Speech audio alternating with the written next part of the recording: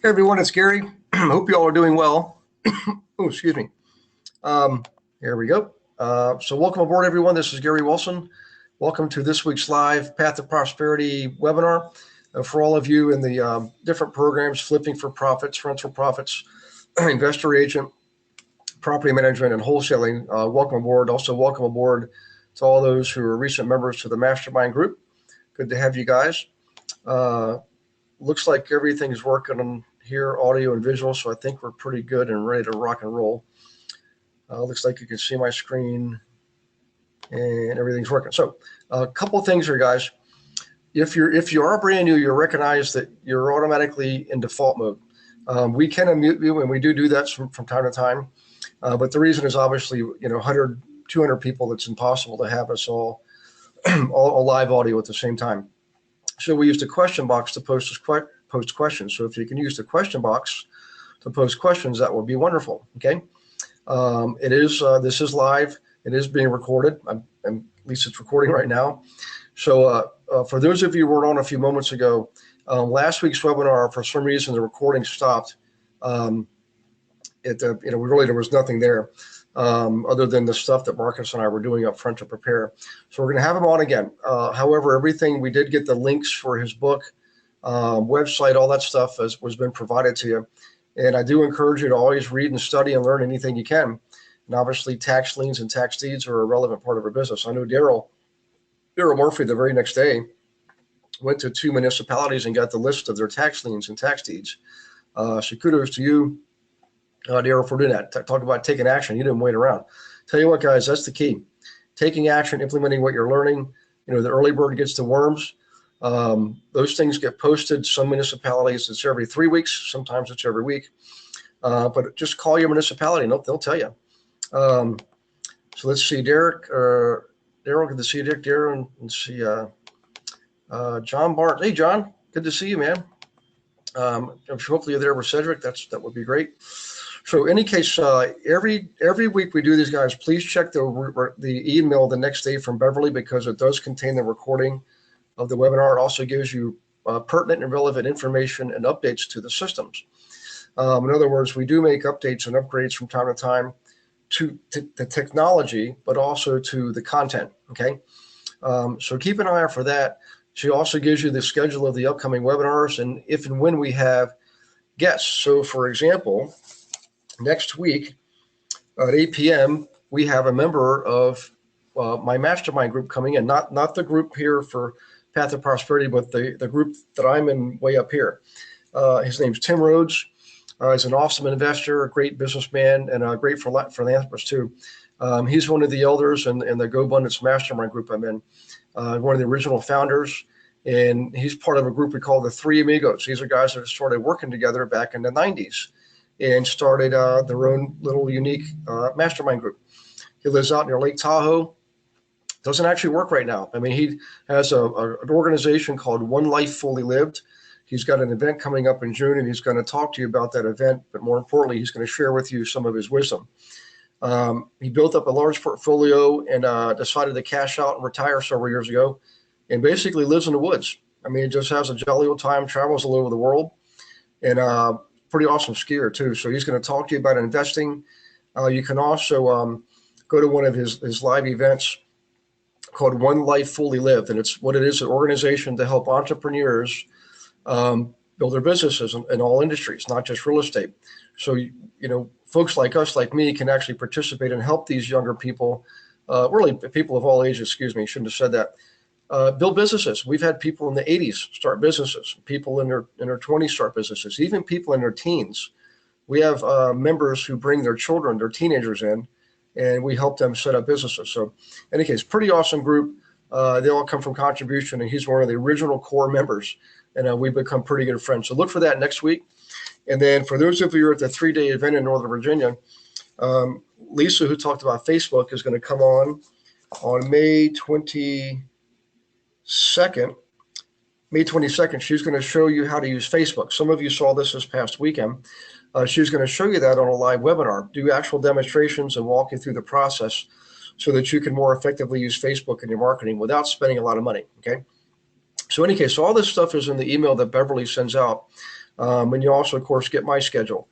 Speaking of my schedule, I am in North Carolina. I'll be in North Carolina for the first half of May, South Carolina for the second half of May, mainly on the coast, Myrtle Beach, Charleston, Hilton Head, but also in Columbia for 2 days and way up in Greenville, South Carolina on May 23rd. That's where my mom's family's from. I'm pretty familiar with the area.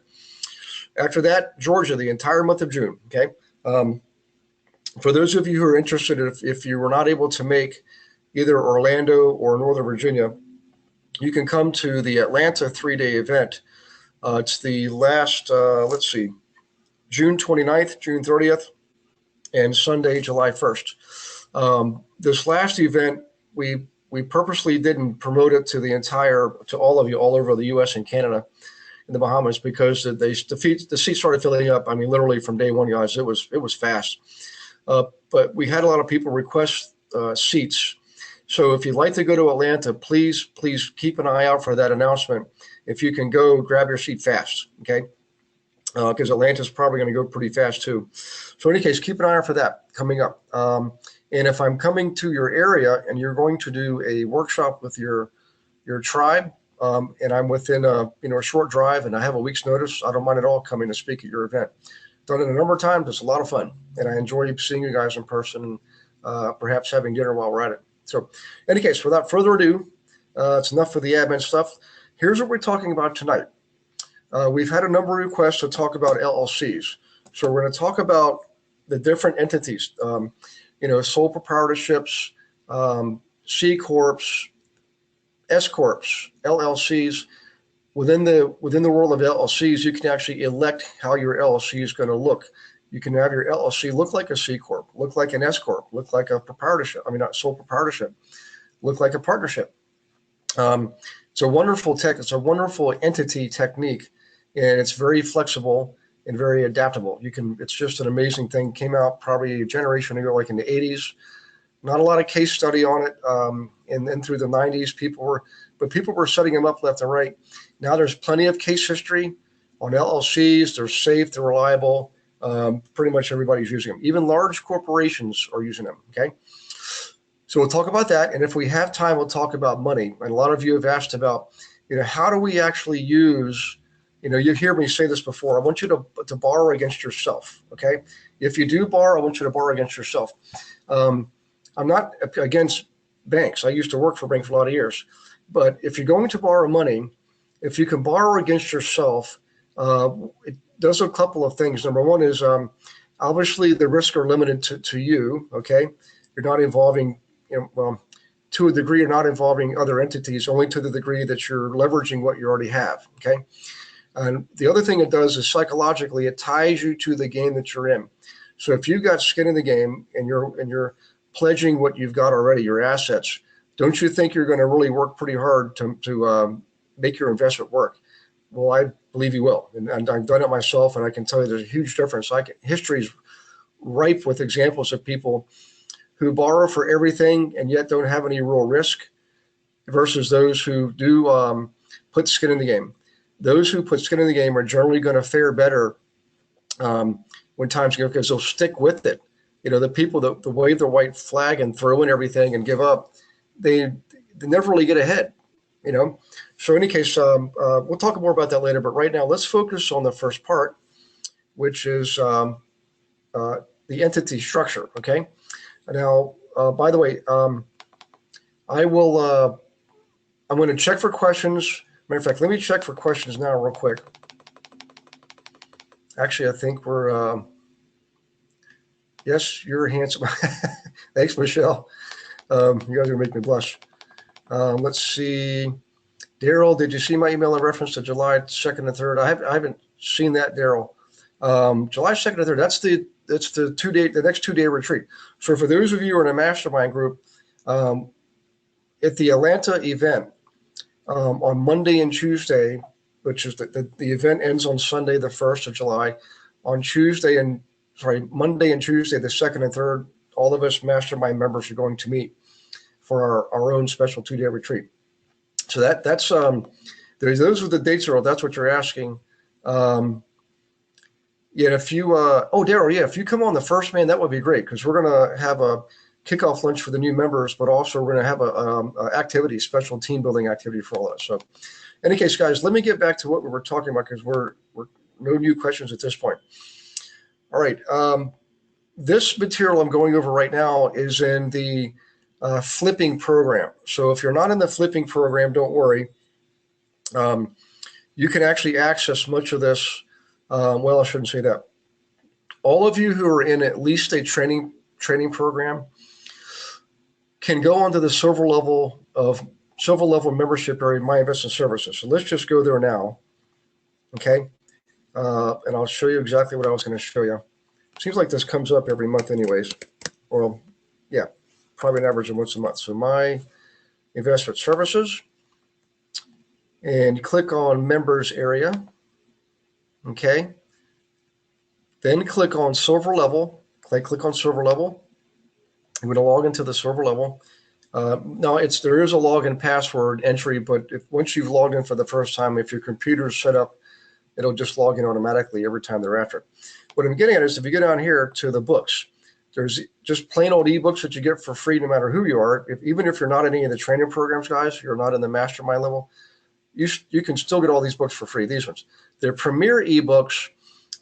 If you're not at a training program or higher, you do have to pay for those. But most of you are in at least a training program, and you get all those books for free. And then out of the selection, you can pick up Flipping for Profits, for example. So what I'm going over tonight, okay, that's the book. That's the maybe 150 pages, something like that.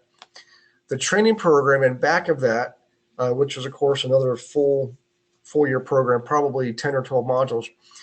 In here is where we talk about the different entities, okay? And that's what I'm going to go over tonight. So just want to explain where this comes from. So in any case, back to this. First off, I'm not a lawyer, okay? I'm not an attorney. So this is based on my own experience and also the books that I've read on the subject, and also the experience of attorneys that I work with. My personal attorney, his name's Cliff Tuttle, has helped me almost from the very beginning. In fact, he was involved with my third transaction way back in like 1997, something like that. And he was working for the bank I went to for the loan, and I liked the way he worked. So he actually called me up, which was unusual. I was going to call him, and he said this thing. He said, "Gary, I just felt like you're a person I want to work with. You really know what you're doing, and I want to work with more people like you." And I said, "Well, come on aboard, because I could use an attorney." In any case, I learned a lot from him. I also learned a lot from a book. I'm going to give you the book title right now. Okay, you guys ready? One of the best books you can read on this subject of different entities, different entity structures, LLC, C Corp, S Corp, so on, so forth and so on, is called Inc. and Grow Rich. INC period, Inc. as in incorporated, Inc. and Grow Rich. They did a little play on the title of Think and Grow Rich from Napoleon Hill. I read that book way back in the 90s. It's still relevant today. It does include everything you need to know about LLCs.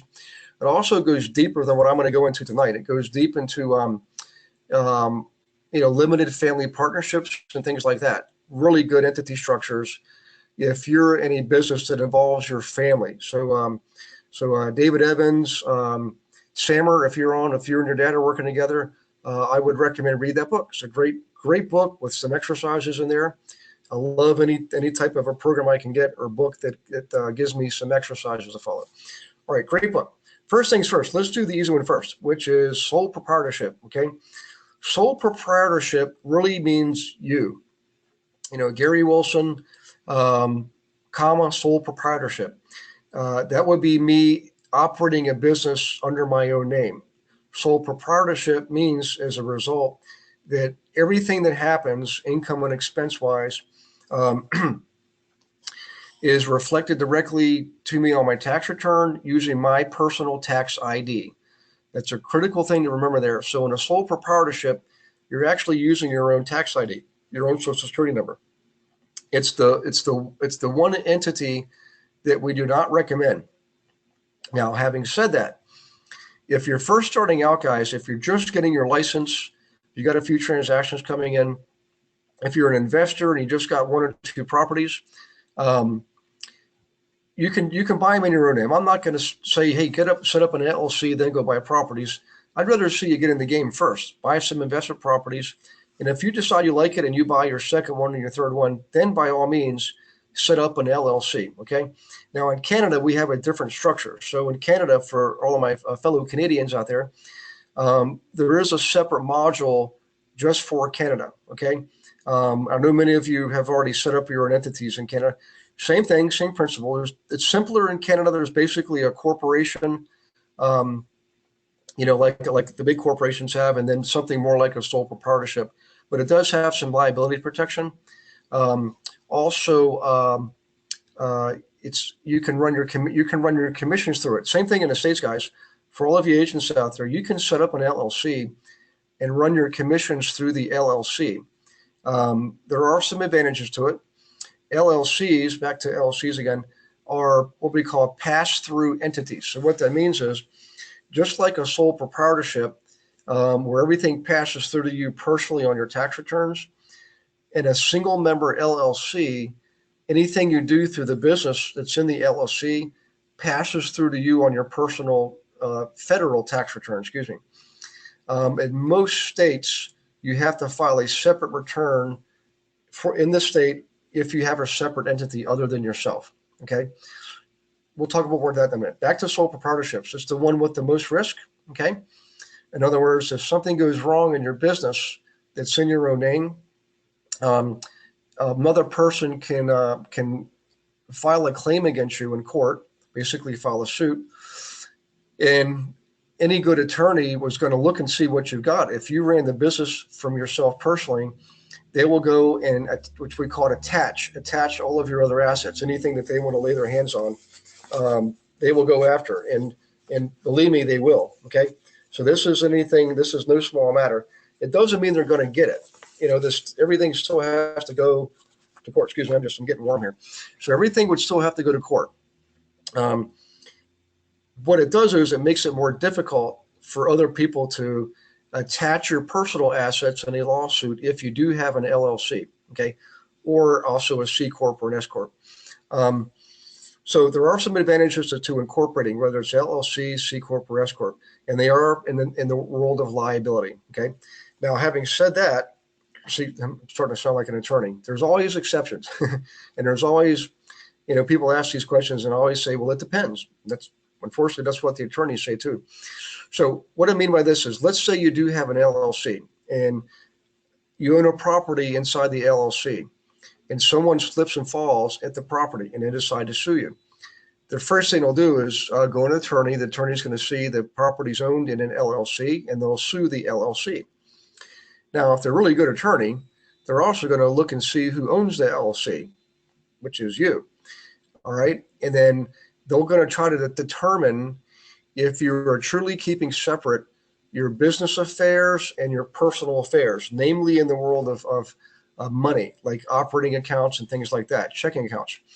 If they can show that you're commingling funds, if you're using personal funds in the business and you're using business funds for personal things, they'll do what's called piercing the corporate veil. And if they can pierce the corporate veil to show that you, in fact, are the LLC, you're not two separate entities, you're one and the same, they can attach your personal assets. So what I'm getting at is nothing's really foolproof. There's some really good plans and ideas out there, which I'll go over here in a minute. But fundamentally speaking, LLC just basically adds a layer of liability protection. It makes it more difficult for other people to attach your personal assets. Excuse me, any lawsuit, okay? Okay, sole proprietorships. Hopefully I did a good enough job of talking you out of sole proprietorship. So real quick, let's check for questions. If anybody has questions so far, just let me know. Probably most of you are familiar with sole proprietorships. It's the easiest, simplest thing to do. The most you may have to do is set up what's called a fictitious name or file for a fictitious name. So if I'm Gary Wilson, if I set up, Gary Wilson's Properties, sole proprietorship, I just got to file a form to see if that name is available, but there's no separate tax ID. It's one of the easiest things you can do, okay? And that, by the way, doesn't cost anything. So in any case, in most states and provinces, excuse me. Okay, sole proprietorship. Next one is, let me just get through. Okay, next entity is S Corps. S stands for small. Okay. Um, in the world of investment real estate, I have actually seen investors use S Corps to purchase real estate investment properties. In other words, they use the S Corp as the entity to buy the property. So I actually don't recommend that. Again, I'm not an attorney. It's just my own personal opinion. S Corps are actually very good entities if you have a service type business. So in other words, let's say you are an agent and you decide you want to create more liability protection for yourself in addition to the E&O insurance that you get from your broker, and you decide to run your commissions through a corporation. I would make it look like an S Corp, and I say that for a reason. You can set up an S Corp, just a straight S Corp all by itself, okay? But you can also still use an LLC, and then when you set up the LLC, guys, you get to elect the type of entity that you want the LLC to look like. You can have the LLC look like a sole proprietorship. You can have it look like an S corporation. You can have it look like a partnership, and you can have it look like a C Corp, okay? And what happens is you actually reap the benefits of those entity types. So if I set up an LLC and I elect that it's going to look like a C Corp, I actually will get the benefits as if it was set up like straight up as a C Corp. Same thing with an S Corp. If I set up an LLC and I elect the S Corp as my entity selection, I will get all the benefits of having an S Corp as if I set it up straight up as an S Corp. So S Corps, I believe, are not the best entity for property ownership. I believe straight LLC, single member LLC is the best for that, or LLC that's set up as a partnership in some cases. If you have a service business like real estate brokerage or property management, okay, some of you have property management, S Corp, I think, is probably could be a better selection for you. This is where you want to talk to an attorney in your respective states. In provinces. Remember, in Canada and the US, you have the federal government, and then you have provinces and states, okay? Each province or state can have its own set of rules as long as they don't conflict with or override the federal laws, okay? So there's a pecking order. Federal laws is highest order, followed by state, followed by county, followed by municipality, okay? That's the basic order of things. And actually within the municipality, you could have individual developments, like housing developments that have like HOAs or condos that can have their own bylaws as long as they don't conflict with, local, state, federal laws. You can do that. In any case, always check with your attorney that you use. If you don't have an attorney now, if you're an agent, you can use the attorney that your offices uses for closings. Usually there is an affiliation with a local title company, depending on where you are. In California, it's like a title company. Sometimes it's an escrow company. Sometimes it's just called a settlement company. Okay, let's just call it settlement company for the sake of this webinar here. That entity often is owned by an attorney, or if not, at least has an attorney on board, or at least an attorney on retainer. When I used to own my settlement company, in my state, we're not an attorney state, so I could set up. I'm not an attorney, and I was able to set up and own my own title company, okay, settlement company, excuse me. But I did have an attorney on retainer. It was a good arrangement. We did a lot of business, made good money, and I didn't have to share profits with an attorney or anything else for that matter. I didn't have to answer to an attorney. Well, in the case of owning the company, I guess I should say, there'll be points when you have to answer to attorneys, believe me. So in any case, S Corps, right? C Corps. C Corps is probably the entity that gives you the largest array of features and benefits. Of course, most of the big corporations historically have been C Corps. In Canada, we just call them straight corporations, okay? Now, what's interesting is there are more and more companies now popping up, big corporations that are actually set up as an LLC. They just check off the C Corp box, right? But they did basically establish themselves as an LLC. Kind of neat how that works. C corps have a lot of great benefits. I mean, S corps are good, but C corps have a lot of awesome benefits. Man, you can set up separate accounts for retirement, for medical savings. You can select what day of the year is your anniversary date for tax purposes. In other words, we all typically file our taxes on the calendar year, January 1 to December 31st. However, in a C corp, you can say, well, you know what, July 1st is when my year starts. Okay, so you would file a return that covers July 1st to the following June 30th. Okay, so we call that your fiscal year. You can establish your own fiscal year. There are a lot of other benefits. So if you set up a 401k inside of a C corporation, the way it works is whatever you give yourselves as an owner in a C corp in the form of a 401k retirement plan, you have to also offer your employees at the same percentages. You know what I mean? If you're saying we'll allow you to save 15% of your earnings in a 401k and we'll match it up to 10%, whatever you offer yourself, you have to offer the same thing to your employees. It's a great way to foster loyalty, reward people for doing a good job and being faithful to you, so forth and so on. And all that is a tax write-off. Okay, when a corporation files for taxes, they get to exclude everything that was contributed to 401k plans, not just for the owners but for the employees also, obviously. Now, also education benefits, all kinds of benefits. Some of these are in the S corp too, but C corp just is the mother of all corporations as far as benefits and features. However, there's one really big downside to C corps, and that is it's called double taxation. And I've had people give different spins on this over the years, but at the end of the day, guys, profits are taxed twice. They're taxed at the corporate level first, okay? And then when those profits are dispersed to the stockholders in the way of dividends, let's say I own stock in AT&T or TD Bank. TD Bank spreading all over North America. When TD Bank disperses dividends to its stockholders, they first have to pay profits on all the profits first. Then when they disperse the remaining profits in forms of dividends, the recipients, like me, for example, as an individual stockholder, I've got to pay taxes on that too. So that profit is taxed at the corporate level first, and then at the recipient level in the form of payouts to the stockholders. That to me is a pretty big negative. Okay.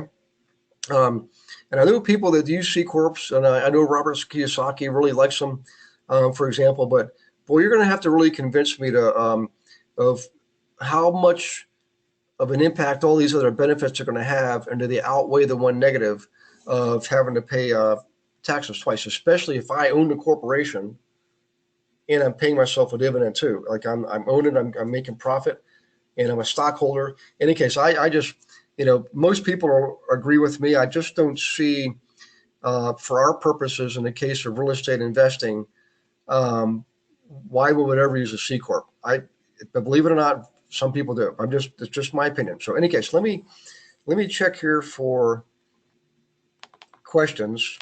So far, we've gotten through the three basic entity structures. Again, in Canada, you generally have just the two types, right? Right. So far, we're caught up on questions. So let's go ahead and jump forward, even though we've already kind of talked about. I'm sorry. There's one more entity. Okay. In the world of ownership, okay, owning properties, there's one more. It's actually called a Qprt trust, QPRT. It stands for Qualified Property Trust. Okay, QPRT, Qualified Property Trust. Generally speaking, it's basically, it is a trust, and the trust is designed specifically to own real estate. Now the challenge is, at least historically, you could in the Qprt trust, it was really set up for very affluent people, very wealthy people. So when they bought their own home, they didn't actually own the home personally. The Qprt trust owned the home, and then the family that lived in the home, obviously they thought of it as their home. they were simply living in the home that the trust entity owned. Okay. Now the other thing about a Qprt trust is you didn't just have to just own your own home. You could also own a second home. In this case, like a vacation home, for example. So you could own up to 2 homes in the Qprt trust. That was the original intent, the original design. I believe it's still the same, but it's one more way to own property. Now you can use different trusts other than the Qprt trust to own properties, no doubt about it, or at least own shares of properties or shares of LLCs that own properties. All kinds of neat, tricky things you can do. There's a limited family partnership as a trust, essentially. Okay, so I've seen a lot of families own businesses or own properties within a limited family partnership, and so you've got, maybe the original founder of the family business or the original investor, granddad or great grandmom, and everybody else are beneficiaries or potential beneficiaries. And so what happens is control of the trust is passed or can be passed from one person to another using a certain mechanism. There's trustees, custodians, things like that. I don't want to get into all that tonight because we could spend all week just talking about that. In the book Inc. Incorporated, it talks about all that. Okay, so what I'm trying to give you is the big picture here, so you can make your initial selections for buying properties and setting up brokers and property management companies and so forth, and title companies if you decide to do that too. So, in any case, the final thing, of course, is our favorite LLC. It's become the most common entity currently in the U.S. because of the way the laws have evolved, legislation's evolved. It used to be essentially single member LLC, and then people started to realize, well, wait a second, I'm in this business with my partner, my brother, my best friend, my parent, my child, my spouse, whatever. So they started setting up partnerships within the LLCs. Different types of partnerships. You have limited partnerships, general partnerships, different kinds of partnerships.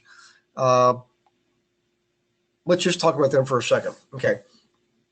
A limited partner in a limited partnership means that there's people who own, they're investors in the partnership, right? They're part owners, but they don't have any active functions in the LLC or in the business that's owned by this limited partnership. They're passive investors. They simply put money in, they get a return coming out, but they are not on a management team. They have no say-so whatsoever in the operations of the business. On the other hand, if there's a general partnership, in both cases, if there is a general partner, which there is, you can make the general partner a 1% owner of the corporation, of the partnership, excuse me. Okay, but that general partner has all of the management responsibilities for the business. So what happens, and so unfortunately, is they actually inherit the liability too. They're actively directly involved in the operations of the business.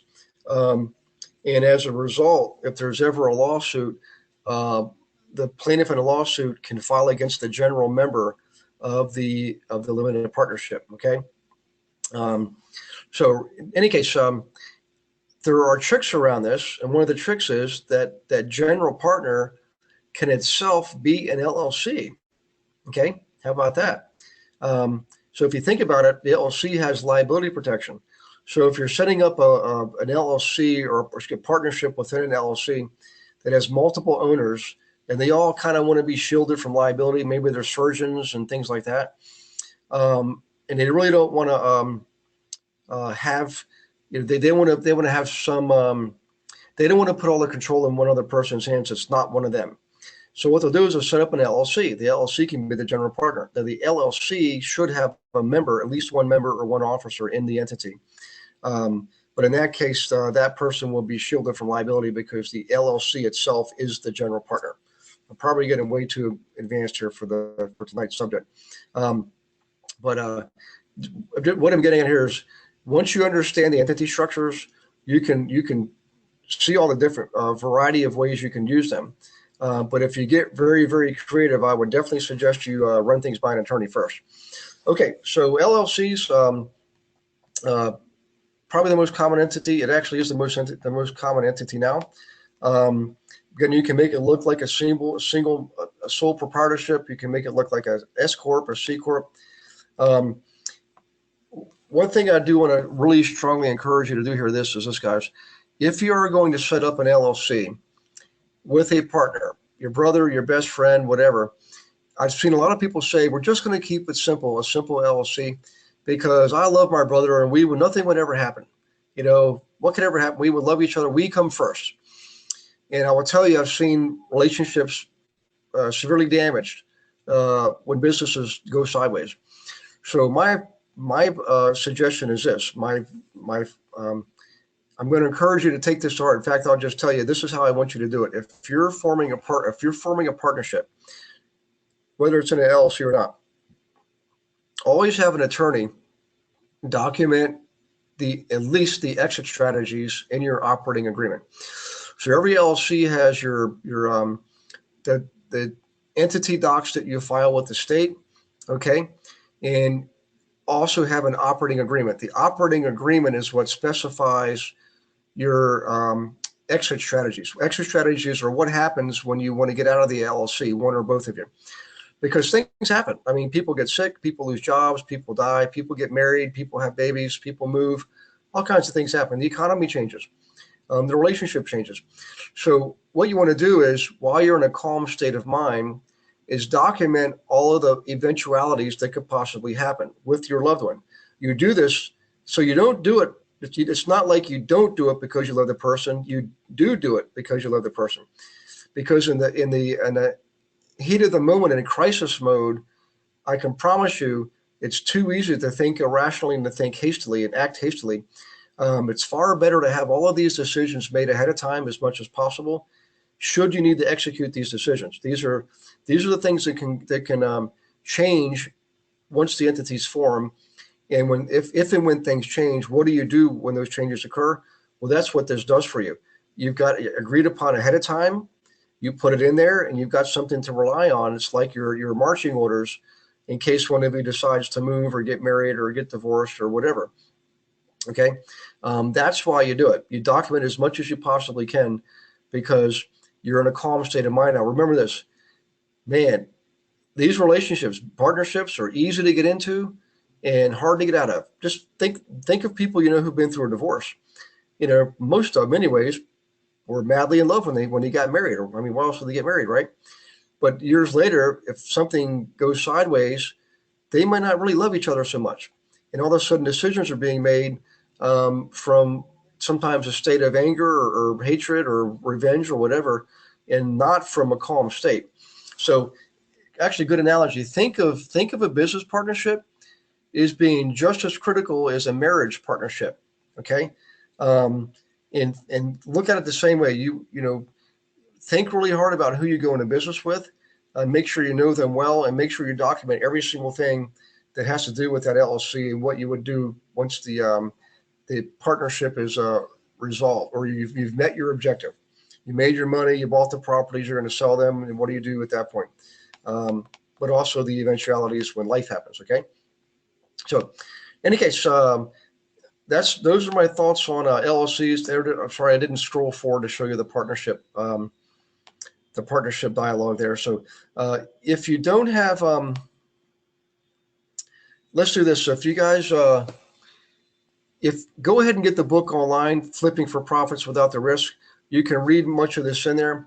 If you want more details, I would recommend getting the book Ink and Grow Rich. You can certainly get the other program on flipping. Some of you are already in flipping. You don't need to get it again. But if you're in the rental program or investor agent or in property management or wholesaling, and you're really interested in this, I would definitely get that program, because it's really important. When it comes to flipping, you definitely want to flip homes from inside an LLC. I would never flip homes as a sole proprietorship or you personally. Okay. Again, you can do your first one that way. Make sure you really like the game, and then set up an entity and go forward from there. Oops, sorry, I'm going too fast here. Let me check for questions real quick, and we will go into subject number 2. How are we doing on time? We got 15 minutes. I think we should do this, guys. We've only got 15 minutes. This next section, the money section, how do you get the money? Where do you get the money? How do you be creative? How do you borrow money? There's no way we can get that done in 15 minutes. Let's go over that. Remember, Tim Rhodes is coming on next week. When we meet on the 14th, guys, let's go over the money matters then. That way we can devote the whole time to it and go over all of that. And then 22nd is going to be, of course, Lisa.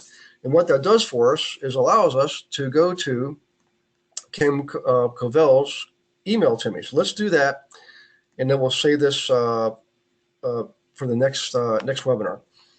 So let's go back to Nicole's email.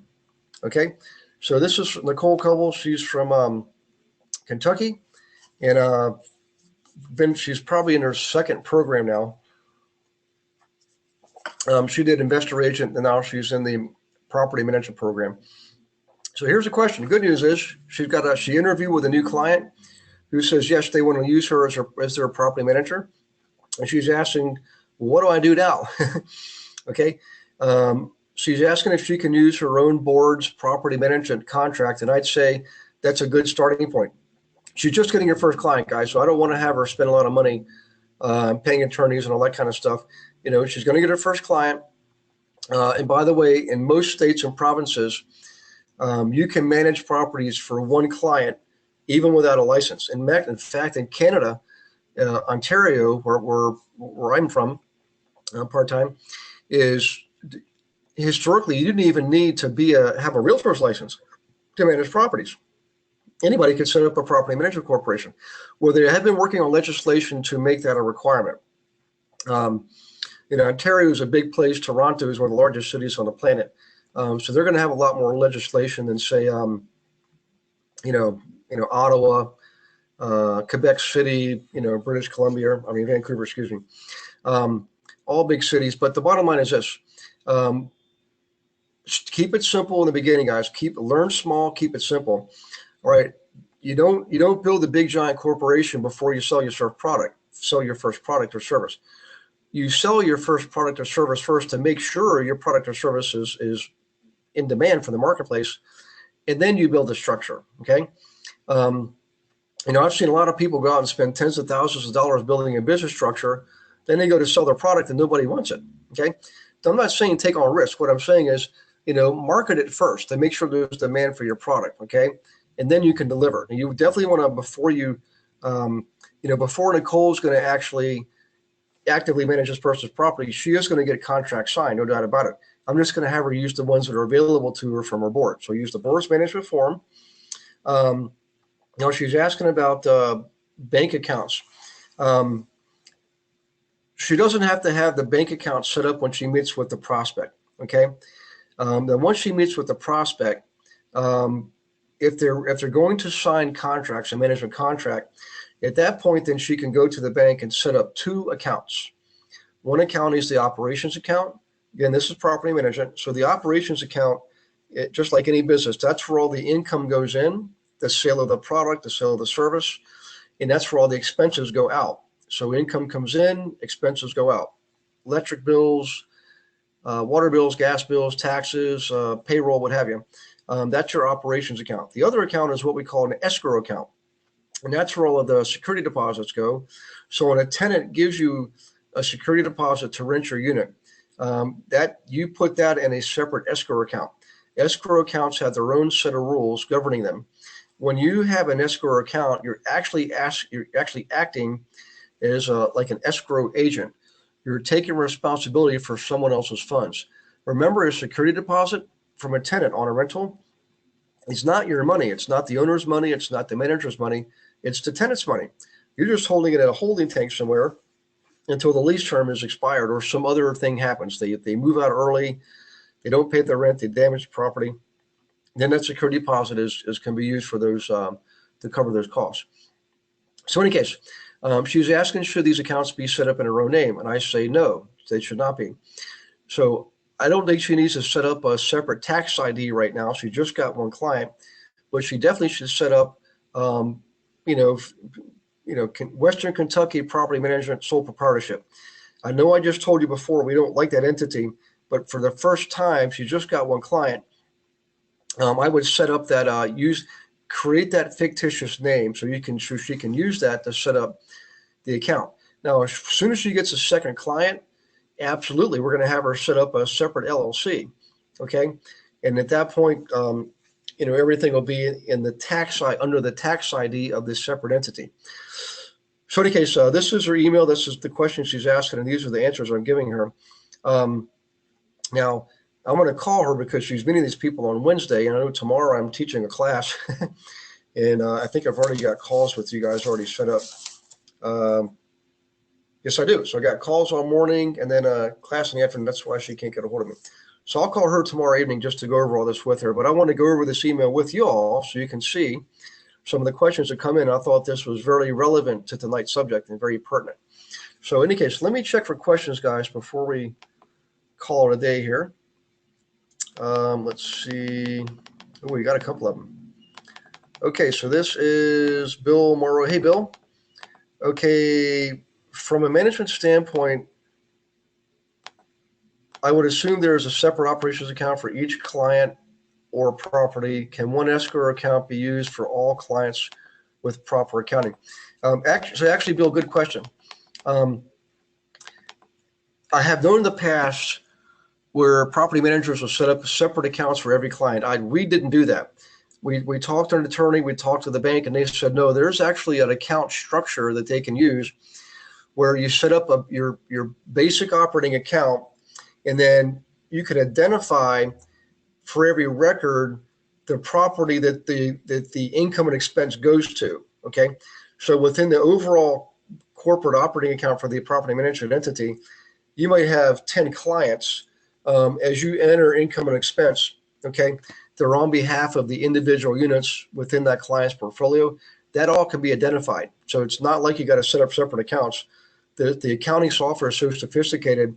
From the bank's perspective, it's one account. From your perspective, from the consumer's perspective, it looks like individual separate accounts. It's not. It's just how the bookkeeping software is designed. It's very sophisticated. Same thing with an escrow account. We only had one escrow account, and all the security deposits went in there. And again, they were identified by the tenant, which unit, and which property, and which ownership group they were in. All 4 levels. It was all in there. So good question, Bill. That's I appreciate the question there. Let's see. This is Pam. Hey, Pam. Good call today. When you write an offer using LLC, do you write it solely in the LLC name, or do you use your name DBA? No, yeah, Pam.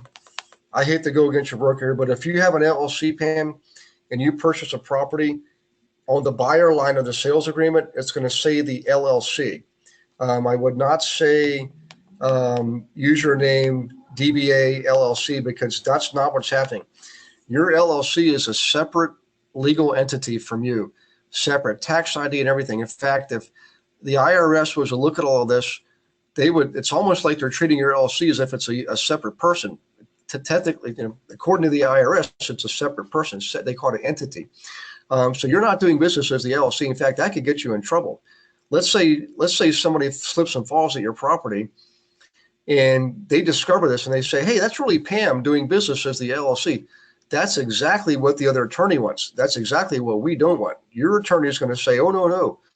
Pam Reggio is a completely separate entity from the LLC, not a DBA. So I mean, please, I know you're a broker. Please don't tell her. What I would do is I would talk to a local attorney. You can call them up often. They'll give you a free half hour. You can also Google it. You can go online and Google it. There's different websites available. But I'm going to tell you from a lot of 32 years of experience, I've never had an attorney ever say, yeah, gee, if you're set up an LLC, make sure you identify do DBA LLC, but never ever, because that ties you to the LLC for liability purposes. So I'm glad you asked me that question, Pam, because I know you're getting ready to make an offer. That property looked pretty sweet, by the way. Okay, this is Bill Morrow. Okay, in PA, escrow accounts are the responsibility of the broker of record for traditional real estate transactions. Does this also apply to property management escrow account? Absolutely, Bill. So in the world of real estate brokerage. This is true for every state and province. Property management, it falls under the general guidelines of brokerage law. Okay, in most, Canada's a little bit different, but in most, well, in every state, you have your state board of realtors. You have your basically your Bureau of Incorporation. In Virginia, it's DPR. They govern property management, falls under the governance of brokerage. So escrow law is the same exact thing. So in traditional sales side of brokerage, you're putting earnest money deposits in the escrow account. In property management, you're putting security deposits for rentals in the escrow account. Okay, good questions, guys. Well, I think that's about it. I appreciate your participation tonight, guys. Thanks again for all of you who are in Northern Virginia. Man, I don't know about you guys, but boy, there were some good stuff going on there and a lot of good positive feedback. And I appreciate y'all getting together and networking and helping each other out. That's one of the beautiful things about this organization is the teamwork that I see developing amongst all the students. So in any case, I appreciate your paying attention tonight, taking notes. Remember, next week is Tim Rhodes. And I will see, I'm sorry, is that next? Yeah, next week is Tim Rhodes. The week after that is where we're talking about how do you get money from 401ks, IRAs, whole life policies, all that stuff, all the money stuff we're talking about on the 14th. Okay, guys, so I hope you have an awesome week this week. God bless you and your families, and we'll talk to you soon. Okay, bye-bye.